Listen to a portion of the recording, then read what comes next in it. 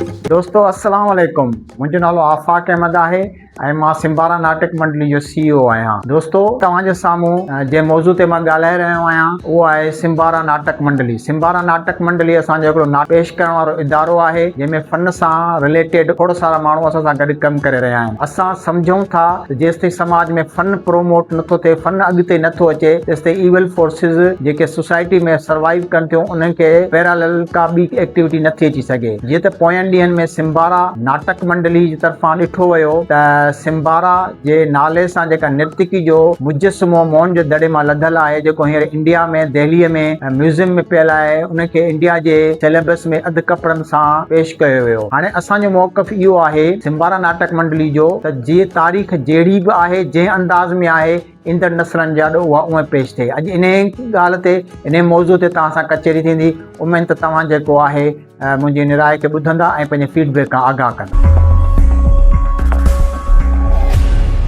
मोहन जे दड़े मां लधल हिकु अज़ीम शाहकार जे बारे में ॻाल्हाईंदासीं।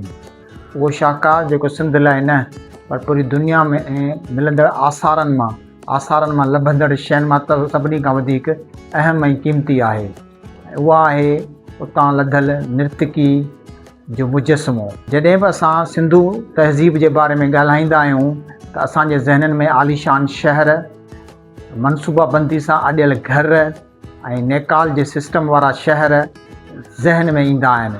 असांखे सम्झ में ईंदो आहे त उन दौर जो माण्हू अॼु जे दौर जे माण्हू जेतिरो ई मुहज़ब, सिविलाइज़्ड ऐं प्लैंड शहर में रहंदड़ हुयो।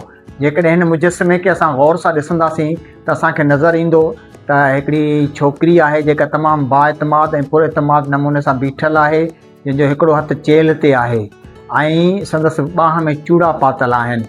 त उन मां ज़ाहिर थिए थो त उन दौर जी जेका औरत हुई सा बाएतमाद हुई। हाणे ॻाल्हि इहा आहे, पोयनि ॾींहंनि में इन मूर्तीअ जो इलाही सारो ज़िक्र थियो आहे त पाड़ेसरी मुल्क जे सिलेबस जे किताबनि में उन जे मथे अध खे ढकियो वियो आहे। त सिम्बारा नृत्यकी जेका आहे पंहिंजे वक़्त जी हिकिड़ी तारीख़ आहे, जीअं आहे जहिड़ी आहे जे सूरत में ईंदड़ नसल जे साम्हूं रखियो वञे, जेकॾहिं सिम्बारा या उन जे जिस्म जी साख़्त या जिसामत खे ढकियो वञे। हाणे ॻाल्हि इहा आहे, तारीख़ में अहिड़ो को सबूत कोन थो मिले त इहा मूर्ति कहिड़ी ॻाल्हि थी ज़ाहिर करे। जेके ॻाल्हियूं मां बयानु करे वियो आहियां उहो हिकिड़ो अंदाज़ा आहिनि। तारीख़दान अंदाज़ा ई लॻाए सघिया आहिनि।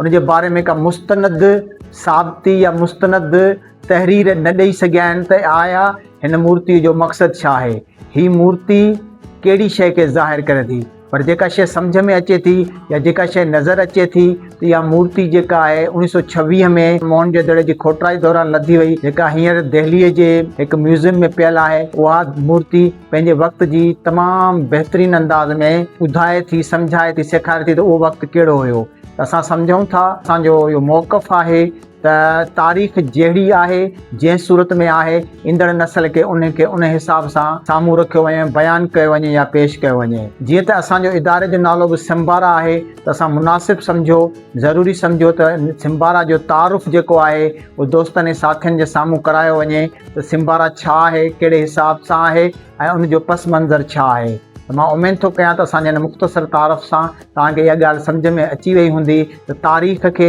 ईंदड़ क़ौमनि जे, ईंदड़ नसलनि जे साम्हूं ईअं ई पेश कजे जीअं उहा मौजूदु आहे। सिम्बारा जो ईअं नज़र अचणु, इहो उन दौर जी अक्कासी कहिड़े हिसाब सां करे थो, छा करे थो, इन ते रिसर्च थियणु घुरिजे, इन ते तहक़ीक़ थियणु घुरिजे। पर इन मां इहा ॻाल्हि सम्झ में अचे थी त उन दौर जी औरत वॾी बाएतमाद ऐं पुरएतमाद हुई। इन करे ई असां सम्झूं था, असांजो अंदाज़ो आहे त इहा शइ असांखे सम्झ में अचे थी त नृत्य ऐं आर्ट जो पाण में चोली दामन जो संगम आहे। ईअं इंसान ऐं आर्ट जो पंहिंजो पाण सां हिकिड़ो क्लोज़ रिलेशनशिप आहे। असां जेतिरा पुराणा आहियूं ओतिरो ई आर्ट, ओतिरो ई नाटक असां सां गॾु पुराणो आहे। इंसान जे रोइण खां वेंदे उनजी तरक़ी ताईं आर्ट ऐं नाटक उन सां गॾु आहिनि।